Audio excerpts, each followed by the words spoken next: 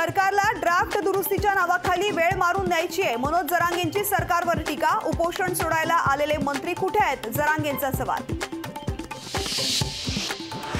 पंतप्रधान मोदींच्या हस्ते रे नगरमधील कामगारांच्या घरांचं लोकार्पण। घरकुल योजनेतील लाभार्थींना मोदींच्या हस्ते चाव्यांचं वाटप।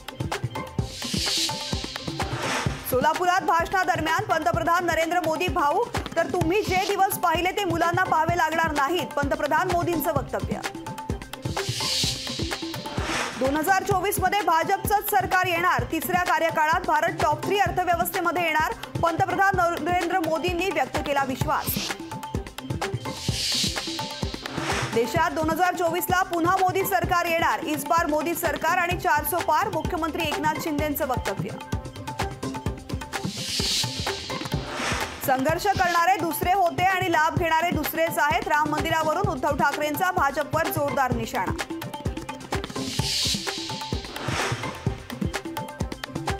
आडम मास्तरांकडून चुकून उपमुख्यमंत्री उद्धव ठाकरे असा उल्लेख। आडम यांच्याकडून दिलगिरी व्यक्त करत चूक सुधारली। शिंदे फडणवीसांच्या पाठीशी मतदार नाहीत म्हणून मोदींना महाराष्ट्रात यावं लागतंय, तर राजकीय फायदा तिथे मोदींचा दौरा। संजय राऊतांची मोदींच्या दौऱ्यावर टीका। राज्यसभा निवडणुकीच्या हालचालींना वेग। शिवसेनेकडून मिलिंद देवरा यांना उमेदवारी मिळण्याची शक्यता। मार्चमध्ये महाराष्ट्रातील राज्यसभेच्या जागांसाठी निवडणूक। दावोसची गुंतवणूक नंतर आणा, पहिले गुजरातला गेलेले उद्योग महाराष्ट्रात आणा। संजय राऊतांची मुख्यमंत्र्यांच्या दावोस दौऱ्यावर टीका। दावोसमधील सामंजस्य करार बघून विरोधकांचे डोळे पांढरे होतील। दावोसच्या दौऱ्यावर टीका करणाऱ्यांना मुख्यमंत्री शिंदेंचं प्रत्युत्तर। लोकसभा निवडणूक एकत्रित लढणार। मुंबईतील सर्व जागा जिंकण्याचं भवियाचं टार्गेट। काँग्रेस नेत्या वर्षा गायकवाड यांची प्रतिक्रिया। अयोध्येतील मंदिरामध्ये प्रभू रामचंद्र स्थानापन्न। गाभाऱ्यातील मंदिरातील फोटो समोर प्राणप्रतिष्ठा विधीच्या दिवशी 21 विधी होणार। दिल की बात असली होती है, मन की बात सोच समझकर की जाती है। उद्धव ठाकरेंचा पंतप्रधान मोदींसह भाजपला टोला। भाजप आणि आरएसएस संघामधील अनेक पदाधिकाऱ्यांचा ठाकरे गटात प्रवेश। उद्धव ठाकरेंच्या उपस्थितीत पक्षप्रवेश। मोदींची गॅरंटी म्हणजे गॅरंटी पूर्ण होणारच। आधीच्या सरकारची नियती संशयास्पद होती, पंतप्रधान मोदींचं वक्तव्य।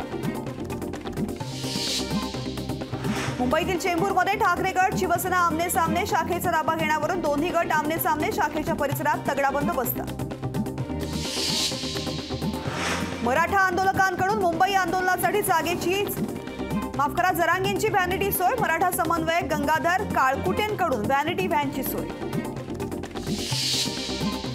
जालन्यात कुणबी प्रमाणपत्र देण्यास सुरुवात। कुणबी नोंदी तपासण्याचं काम 19, 20 आणि 21 जानेवारीला सुरू होणार। पुण्यात मराठा समाज सर्वेक्षणासाठी कर्मचारी वाढवले। महापालिकेत नव्यानं 1,500 कर्मचाऱ्यांची नियुक्ती। भाजपचा पराभव करण्यासाठी आणि संविधान वाचवण्यासाठी इंडिया आघाडी एकत्र आली, तर प्रकाश आंबेडकरही मुंबईमध्ये इंडिया आघाडीमध्ये दिसतील, आमदार जयंत पाटलांचं वक्तव्य। विनायक मेटेंच्या शिवसंग्राम पक्षामध्ये फूट। रामहरी मेटेंकडून जय शिवसंग्रामची स्थापना। शिवसंग्राम मधील पदावरून हटवल्यानं निर्णय।